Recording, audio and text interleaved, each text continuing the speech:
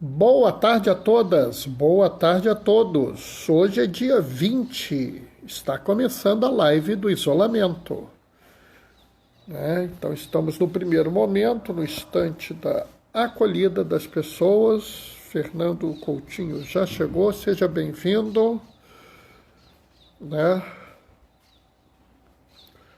Hoje nós temos Hoje é Lucas no Evangelho, porque o Evangelho, Antônio e Adriana também entraram, porque hoje a gente faz Imaculada Conceição de Maria, Imaculado Coração de Maria, aliás, perdão, Imaculado Coração de Maria, né? E aí entra Lucas, que o Evangelho de Lucas é o evangelho que mais fala da Virgem Maria. Interessante essa questão.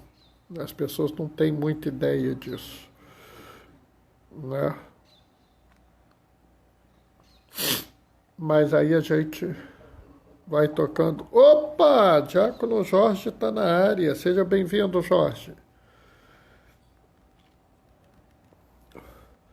Só na correria, né, meu amigo? Eu também estou aqui nas minhas atividades, tentando resolver um monte de probleminha, como sempre. Mas a gente está bem. Graças a Deus estamos todos bem de saúde, né?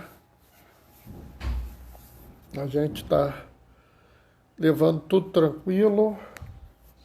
A gente tem só que ir se preparando assim, né? Agora eu estou recebendo as pessoas nesse primeiro momento, né? E aí depois a gente vai para a segunda parte, né? Onde a gente faz a leitura e a gente faz também uma reflexão, né? Antigamente eu chamava de homilia, mas quando eu fazia homilia ninguém se metia. Então agora eu estou fazendo uma reflexão para ver se os outros participam também, dão suas opiniões, né? Porque eu acho que é importante que a gente divida as nossas opiniões, né? Então tenho feito essa estratégia, né? Djalma e Doraci estão aí, já chegaram também. O que eu acho muito legal nessa nossa live é que vários casais entram juntos, né? Então é interessante isso. Fernando, tudo bem, Fernando? Seja bem-vindo. O Fernando, a partir de agora, nossa live já virou interestadual, já, entendeu? O Fernando vem de longe, né? Daqui, assim, é interessante como essa coisa da internet permite que as pessoas rompam essas barreiras de lugar, né? De local. É interessante isso. Me lembro quando a gente não tinha internet em casa, né? A gente tinha um BBS, a primeira rede social foi o BBS. Mas aí era totalmente diferente. Uma das coisas que tinha que ninguém, quando eu estava acessando o BBS, ninguém podia acessar mexer no telefone e caía, né? São Paulo não é tão longe. Não é, né? Concordo, né? Dá para ir tranquilo, né? Mas já é um pouco longe, né? A gente que é um pouco mais velho, a gente se lembra da época que daqui ao Meia já era longe, já tinha que pegar ônibus, entendeu? Era um negócio assim. Hoje em dia a gente conversa com uma pessoa, praticamente qualquer região do mundo é capaz, se tiver alcance, a gente consegue se ver, né? Me lembro quando era garoto, né, a gente tinha aqueles filmes de ficção científica que você conversava com a pessoa pela tela, assim, era uma coisa inacreditável. Hoje em dia... Oi, Maria Alice, seja bem-vinda. Nós estamos bem, e vocês? Ronan, meu sobrinho, como é que estão as coisas aí em Castelo, Ronan? Seja bem-vindo. Nós já estamos com uma live de 3 estados. Ó, tá ficando boa aqui a live, hein? Entendeu? A live começa a ficar interessante, porque agora já temos 3 estados na live, né? Né? Ronan está vindo lá do Espírito Santo, o Algarte, lá de São Paulo, e um grupo aqui do Rio mesmo, né? Então nós já temos 3 estados na live hoje, é sempre diferente, né? Tá tudo bem, tio, graças a Deus. Tô preocupado com o Castelo. FC Melo entrou. Quem é FC Melo? Pô, cara, quebra um galho aí, diz pra mim quem é você, porque eu não tô conseguindo te reconhecer pela foto, não. Ah, Fernando, você tá em São Paulo? Não sabia, não. Então nós temos já... Não sabia mesmo. A gente se fala normalmente pelo Facebook, né? Então a gente nem sabe que as pessoas se mudam. Tá há 5 anos em São Paulo. Tá vendo? Então você tá mais perto do Algarve do que eu, entendeu? Né? É interessante essas coisas. Né?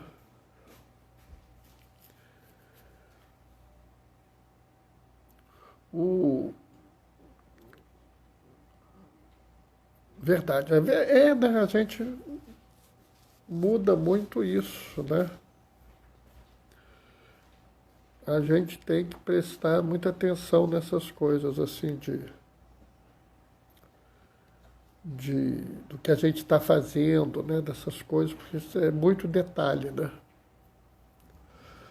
Mas essa coisa assim, atualmente eu não sei, quando alguém se muda, Gláucia Maria... Ô, Gláucia, tudo bem? Olha, hoje temos 2 castelenses na live, né? A Gláucia e o Ronan. Tá vendo? A live tá ficando boa hoje, ó. Temos 2 de São Paulo, 2 de Castelo, alguns do Rio. Daqui a pouco a gente tá começando, pessoal. É sempre aqueles primeiros minutinhos que eu guardo, né?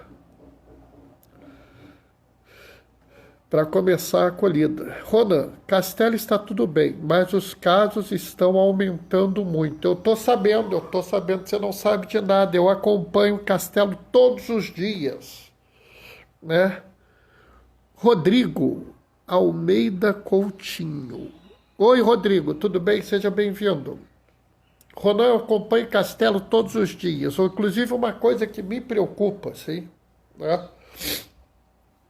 Castelo estava mais ou menos equilibrado, rolou uma flexibilização, abriram uma parte do comércio, abriram as igrejas, né? Eu sei que a igreja matriz está fazendo 5 cultos, se eu não me engano, por dia, né? 5 missas por dia, né? E depois, inclusive, uns 15, 17 dias depois, estourou o número de casos aí, né? Inclusive, eu sei que o bairro do centro é o bairro que tem maior número de casos, né?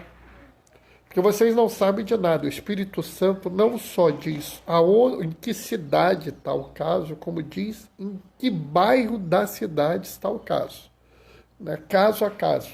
É uma coisa assim impressionante, né? Estado do Espírito Santo, até onde eu sei, é a base de dados mais completa que tem sobre Covid, né? Bom, pessoal, tá na hora. Vamos começar? Então vamos começar. O Senhor esteja convosco. Ele está no meio de nós. Proclamação do Evangelho de Jesus Cristo segundo Lucas. Os pais de Jesus iam todos os anos a Jerusalém para a festa da Páscoa. Quando ele completou 12 anos, subiram para a festa como de costume. Passados os dias da Páscoa, começaram a viagem de volta. Mas o menino Jesus ficou em Jerusalém, sem que seus pais o notassem. Pensando que eles estavam na caravana, caminharam um dia inteiro e depois começaram a procurá-lo entre os parentes e conhecidos. não o tendo encontrado, voltaram para Jerusalém à sua procura. 3 dias depois o encontraram no templo. Ele estava sentado no meio dos mestres, escutando e fazendo perguntas. E todos os que ouviam o menino estavam maravilhados com a sua inteligência e suas respostas. Ao vê-los, seus pais ficaram muito admirados, e sua mãe lhe disse: Meu filho, por que agistes assim conosco? Olha que teu pai e eu estávamos angustiados à tua procura. Jesus respondeu: Por que me procuráveis? Não sabeis que devo estar na casa de meu pai? Eles, porém, não compreenderam as palavras que ele lhes dissera. Jesus desceu então com seus pais para Nazaré e era-lhes obediente. Sua mãe, porém, conservava no coração todas as coisas. Palavra da salvação. E enquanto a gente estava aqui lendo, entrou o Manuel e a Ângela, provavelmente, e o diácono Gaioso. E o Algarte nos deu a informação que aqui na região dele as missas começaram hoje. Meu amigo, eu estou meio preocupado com isso, porque São Paulo também está acelerando, Aqui no Rio também. Mas fazer o quê? Nós agora vamos fazer aqui alguma reflexão sobre essa palavra, e aqui tem algumas coisas que são importantes. Hoje a gente celebra o Imaculado Coração de Maria. Ontem era o Sagrado Coração de Jesus, hoje o Imaculado Coração de Maria. E aqui é interessante porque a gente trocou o Evangelho para o Evangelho de Lucas. Vocês sabem por quê? Porque o Evangelho de Lucas é o Evangelho mais mariano de todos. É o Evangelho que mais tem passagens de Maria, é o Evangelho de Lucas. Inclusive, há um indício que Lucas provavelmente conheceu a própria Virgem Maria.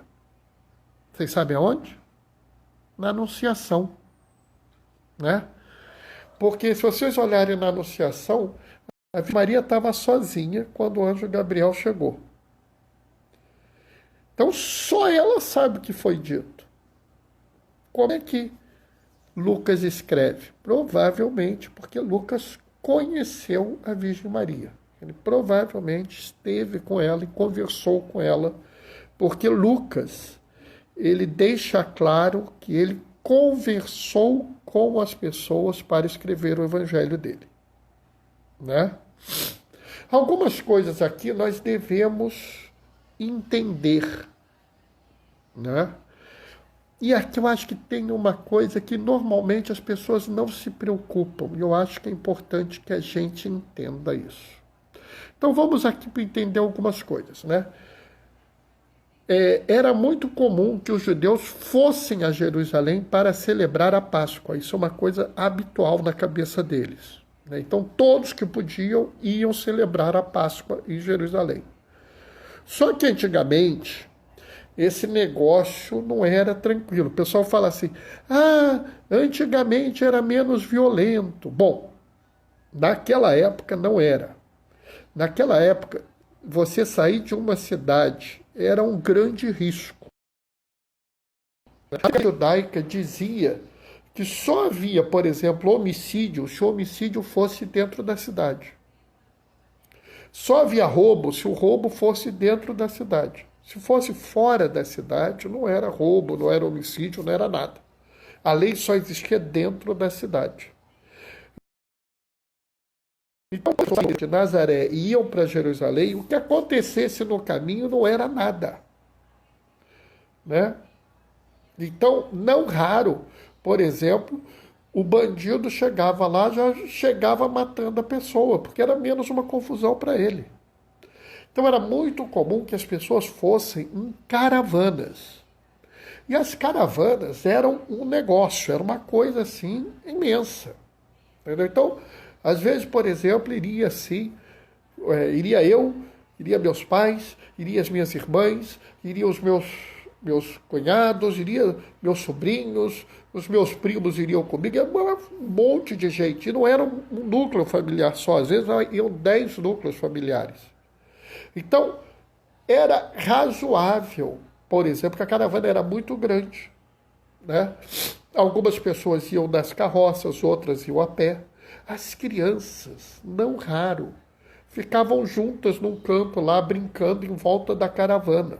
Elas não se afastavam da caravana, mas não ficava cada criança na sua coisa. Até porque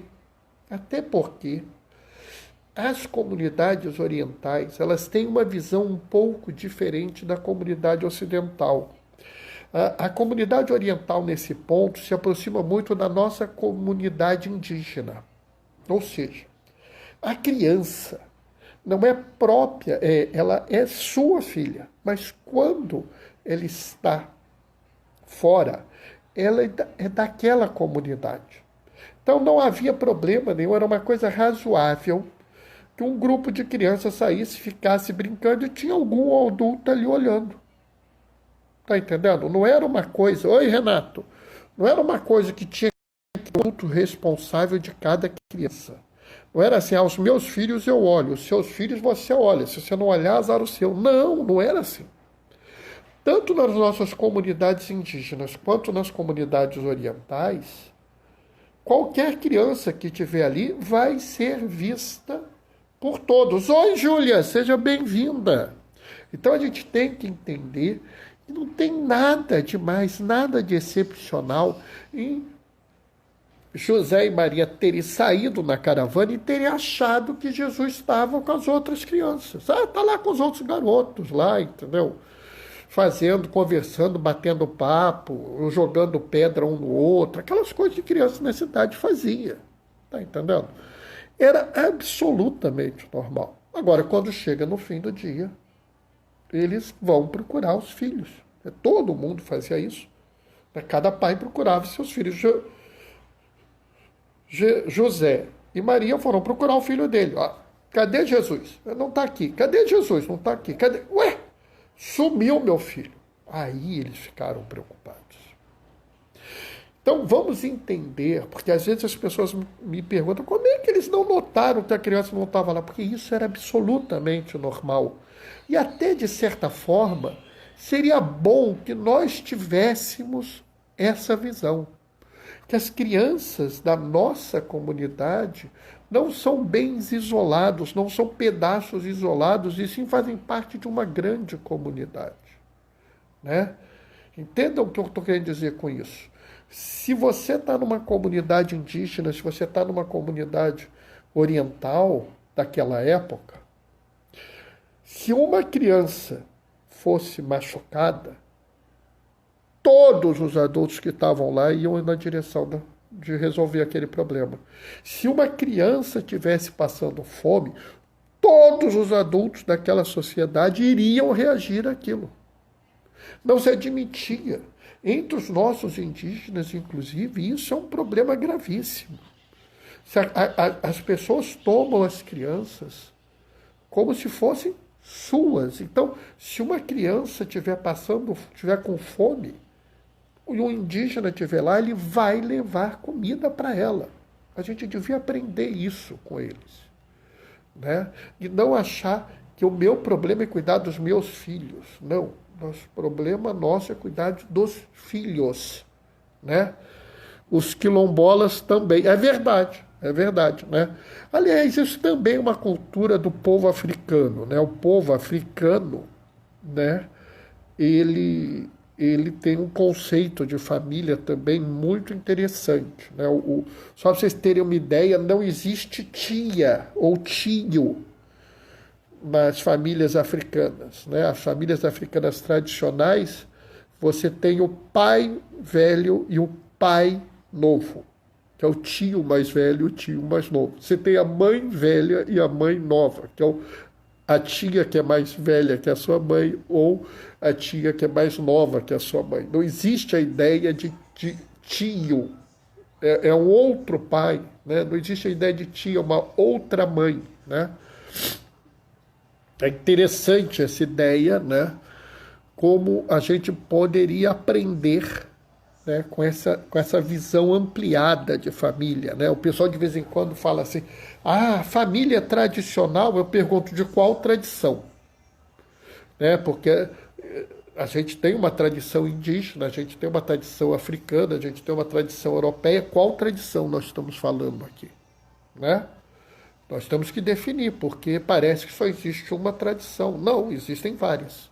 Né? Então é interessante vocês pensarem isso para você entender o que ocorreu. E aí, quando José e Maria veem o problema ocorrido, eles se preocupam e saem correndo para procurar o filho, né? Perdemos o conceito tribal da comunidade. Na tribo, todos e todas são responsabilidades da comunidade. Exatamente isso, né? A gente perde, mas é porque, Gaioso, a gente começa a pensar numa cultura europeia e não numa cultura indígena, ou não numa cultura africana, né? Aí é aquela história, a gente tem que escolher a cultura que a gente quer. Cada um. Aí o problema é que, como a gente foi colonizado pelos europeus, ficou a cultura europeia, né? Mas a gente pode sim resgatar isso, né? Até porque esses conceitos de família são conceitos muito mais próximos da família que Jesus vivia, né? De vez em quando eu vejo as pessoas falando, a Sagrada Família, Jesus, Maria e José, eles tinham um conceito de família diferente do conceito que nós temos hoje. É interessante isso, né? E aqui vocês veem o problema, porque eles saem, ficam procurando, né, tão nervosos, é claro, é o filho deles, né? E eles acham Jesus no templo. E é muito interessante porque, de primeiro momento, Maria dá uma bronca em Jesus, né? Meu filho, por que agistes assim conosco? Olha que teu pai e eu estávamos angustiados à tua procura. É uma bronca. Maria puxou a orelha de Jesus, né? Porque não é porque ele é Jesus, não é porque ele é Deus que ele não deve, né, obediência à mãe dele. Quando Jesus encarnou, ele aceitou ter todas as vivências da nossa vida. E nós devemos obediência aos nossos pais, nós devemos respeito aos nossos pais. Né? Às vezes é difícil, eu sei, não precisa me dizer, eu entendo tudo isso. Né? Mas aqui é muito interessante, porque vocês veem que é uma cena familiar, que não tem aqui um negócio. E aqui, eu acho que a gente pode, inclusive, confirmar isso lá no final. Jesus desceu, então, com seus pais para Nazaré e era-lhes obediente. Ele obedecia os pais, porque era normal para uma criança obedecer os pais. Isso faz parte do esperado. Vamos lembrar que quando Jesus vem à Terra, ele mantém tudo o que é normal e nos leva ao essencial. E o essencial é a vivência em uma família como eles viviam na época. Não o conceito de família nuclear que existe hoje. As famílias na época deles eram famílias, por exemplo, onde não raro, né, vários núcleos moravam numa mesma casa. Era uma família que o pessoal hoje em dia chama de multinuclear. Não havia problema nenhum nisso, né? Mas tem uma coisa aqui que eu acho muito interessante e que eu acho que hoje em dia nós devemos levar isso muito a sério. Porque Jesus fala assim, mas por que vocês ficaram assim? Eu não devo estar na casa do meu pai? E algumas pessoas, quando leem isso, vão dizer assim, tá vendo? A gente não está vindo na casa do nosso pai porque a igreja está fechada. Né? É claro que o Ronan, a Gláucia, que estão aí, né, estão lá em Castelo. Em Castelo as igrejas abriram. Né? O Algarte, lá em Montemor, a igreja dele está para abrir hoje. Mas, por exemplo, boa parte do mundo as igrejas estão fechadas. E tem gente dizendo que está longe da casa do Pai porque não está indo à igreja. Né? O Jorge está fazendo um sinalzinho de gostou. Que bom. E aí eu fico pensando se a gente entende realmente o que é a casa do Pai. Né? Se a gente realmente entende o que é estar na casa do Pai. Será que você só podia estar na casa do Pai se você estivesse no templo? Então, em 70 depois de Cristo, quando destruíram o templo, ninguém mais estava na casa do Pai? É isso? A gente tem que parar de viver a fé da gente de uma forma materialista, pessoal. Tem gente que está vivendo uma religião materialista. Ou seja, se eu não estiver na igreja, eu não estou na casa do Pai. Então, se você estiver numa região que não tem igreja, você não está na casa do Pai. Se você estiver numa situação extremamente difícil, extremamente complicada, onde você não pode ir a uma igreja, você não vai à casa do Pai? Já pensaram nisso? Os primeiros cristãos, eles eram perseguidos. Havia situações onde eles tinham que se reunir nas catacumbas. Eles não estavam na casa do Pai.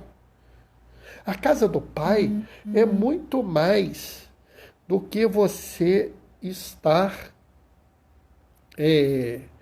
num templo. A casa do Pai é onde você se reúne para viver a tua fé. No momento de hoje, no momento que nós vivemos hoje, a casa do Pai está na tua casa. Quando você se reúne com a sua família, ou, é claro, pode ser numa situação que você não possa nem se reunir com a sua família, né?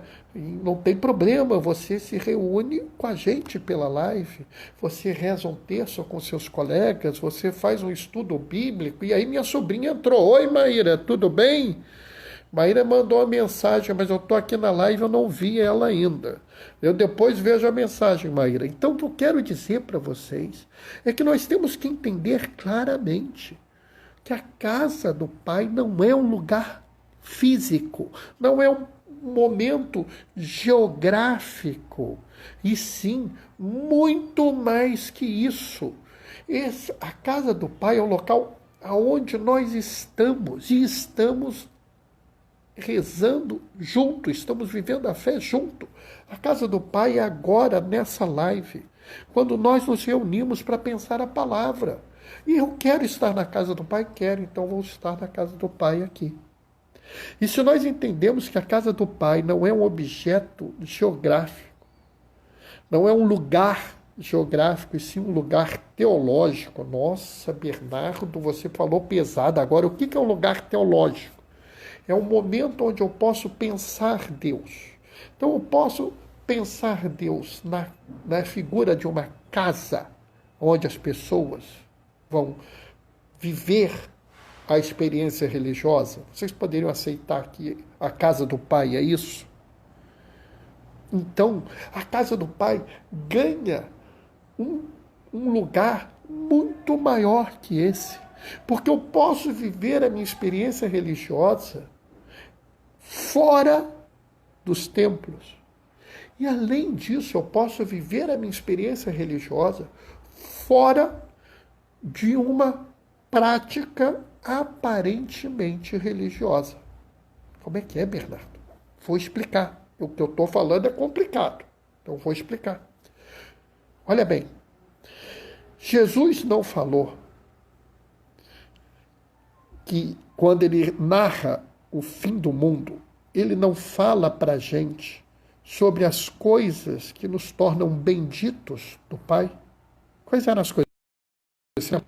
Eu tive fome e me destes de comer, tive sede e me destes de beber, nu e me vestiste, estava doente, foste me visitar, era preso e veio ao meu bom reino. Olha bem, se isso é algo que te torna bendito, isso é também algo que tem que estar na sua religião. Isso tem que estar na sua vivência religiosa. Isso é uma prática religiosa. Então, se eu decido agir na sociedade, buscando cuidar das pessoas, e eu entendo isso como uma prática religiosa, eu estou na casa do Pai quando eu vou ao encontro do meu irmão na rua. Eu vou à casa do Pai quando eu vou ao encontro do meu irmão no hospital. Eu vou à casa do Pai quando eu vou ao encontro do meu irmão no presídio. Oi, Patrícia, tudo bem? Como é que você está, Patrícia? E digo mais ainda. E eu posso ir à casa do Pai quando eu busco que todos tenham saúde. E olha, como fazer isso seria uma coisa excepcional. Tudo bem, Patrícia? Que bom que você está aqui. Olha como isso seria uma coisa excepcional. Para pensar.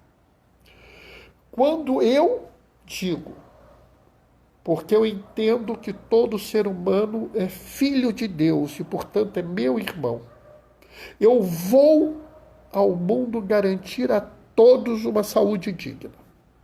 Nós estamos na época da epidemia, então saúde vem na minha cabeça. Olha só que interessante. Eu sei para quem eu estou fazendo bem. Eu sei. Se eu luto por isso, tudo bem em casa, Patrícia, graças a Deus. Nós também estamos em casa. Se eu luto por isso e eu faço o bem para quem eu não sei, a pessoa que recebeu esse bem, sabe que fui eu que fiz o bem? Não. Para pensar a grandeza dessa sua ação. Você fez o bem a uma pessoa que você não sabe quem é, e a pessoa que recebeu o bem não sabe que foi você que fez. Na cabeça, por exemplo, a gente estava falando agora há pouco do povo judeu. Do povo judeu, eles têm uma hierarquia das obras, das qualidades das obras. Essa é a maior qualidade possível de uma obra. A obra mais perfeita possível é aquela onde você faz para alguém que você não sabe quem é, e a pessoa que recebe não sabe quem fez. Então, nós podemos estar agindo na casa do Pai numa dimensão muito maior do que ir à igreja. Então a gente tem que parar de achar que a gente precisa ir à igreja para ir à casa do Pai. Nós temos que ir ao mundo e levar essa palavra, levar essa ação concreta ao mundo. Porque isso é estar à casa do Pai. É claro, quando a gente puder ir na igreja, quando for seguro, quando tiver tranquilidade, a gente vai. Mas ir à casa do Pai é muito mais do que ir ao templo. E sim, levar ao mundo o que é seguir a Jesus. Né? E eu quero que vocês notem que isso não é uma coisa, como eu vou dizer, não é uma coisa separada. De vez em quando alguém fala para mim, mas Bernardo, você está falando de uma coisa que não está prevista. Claro que está previsto. Jesus, inclusive, fala no Evangelho de Mateus, quando fizestes isso ao menor dos meus irmãos, foi a mim que fizestes. Então, a própria dimensão da nossa religião é uma religião onde você trabalha com o outro, trabalha no aspecto de comunidade. Se você pegar já no Antigo Testamento, lá atrás, amai a Deus sobre todas as coisas e ao próximo como a ti mesmo. Isso não é uma ideia nova, pessoal. Isso não é uma ideia que está ocorrendo agora.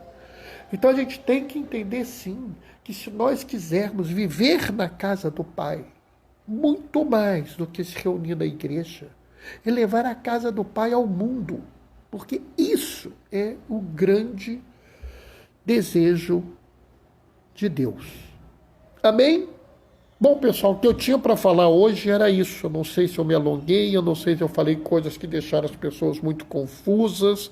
Se falei, por favor, me avisem, manda mensagem. Se alguém quiser entrar para conversar, discutir essa coisa, a gente está à disposição, tá? Aí é decisão de cada um, né? Lembrando, pessoal, que segunda-feira eu tenho médico. Então a live vai ser às 4 horas, 4 horas da tarde, 16 horas, tá? Para dar tempo de eu ir no médico e voltar, tá? Uma vez a cada 4 semanas eu vou no médico. Rodrigo, amém. Maria Alice, amém. Mara, você sempre... Mara, no finalzinho, que pena, mas daqui a pouco tá no IGTV, né? E o Gaioso está dizendo aqui que a reflexão dele sobre hoje já está pronta no blog dele, Diaconia da Palavra, blogspot.com. Maria conservava no coração todas estas. O que será que ele falou, hein? É legal porque o Gaioso coloca, né, a reflexão dele todo dia no blogspot.com, no Diaconia da Palavra, blogspot.com. E eu vou dizer para vocês que eu vou ver daqui a pouco, porque eu não vejo antes da minha live, senão eu fico muito confuso aqui, né? O Manuel está dizendo assim, foi maravilhoso, Bernardo. Obrigado, Manuel, obrigado, que bom, né? Eu aconselho vocês a darem um pulinho no Diaconia da Palavra, blogspot.com, né, e dar uma olhada na reflexão que o Gaioso tem. Né? Acho que é importante, eu já falei isso, pessoal, que quanto mais vocês se aproximarem das leituras, quanto mais vocês viverem essas leituras, entenderem elas, melhor. Né? Por exemplo, eu tenho certeza que o Gaioso trabalhou uma coisa diferente de mim. Não tem problema nenhum. Eu tenho uma visão, eu tenho uma leitura do Evangelho, né? Vocês podem ter outras, o Gaioso pode ter outro, né? O Manuel pode ter outro, o Rodrigo, o Ronan, a Cláudia, não é problema. Desde que a gente esteja seguindo a palavra, cada um vai pegar um pedaço diferente, uma coisa diferente, né? Então, assim, é por isso que a gente está aqui, para a gente crescer na fé. Né? Volto a lembrar, segunda-feira, depois de amanhã, vai ser às 4 horas. Eu vou pôr um avisozinho, mas eu peço que vocês se lembrem, tá? Eu sempre faço, né, nesse momento diferente, né? Bom, pessoal, acho que não tem mais ninguém para dar opinião. Não se esqueçam de passar lá no Diaconia da Palavra, blogspot.com, para ver a reflexão do Gaioso. Ana, você entrou agora, Ana? Eu estou indo dar bênção já, não tem problema. Você e a Mara, daqui a pouquinho tá no IGTV, tá? E aí vocês assistem lá no IGTV, tá? Ó, Gaioso, a Maria Alice vai lá ver a sua fala, tá? A sua reflexão. Tá? Tô com saudade, Ana. Um dia desse a gente tem que se ver. Bom, vou dar a minha bênção agora. Amanhã, 15h30, tá, pessoal? Esteja convosco, Ele está no meio de nós. Por intercessão de Santa Maria Madalena, desça sobre vós e permaneça para sempre a bênção do Deus Todo-Poderoso, Ele que é Pai, Filho e Espírito Santo. Amém. Glorificai o Senhor com a vossa vida. Permaneçam em casa, fiquem protegidos. E que o Senhor sempre vos acompanhe. Tchau, tchau, pessoal. Até amanhã, 15h30, tá? Daqui a pouquinho tá no IGTV. Tchau, tchau, pessoal.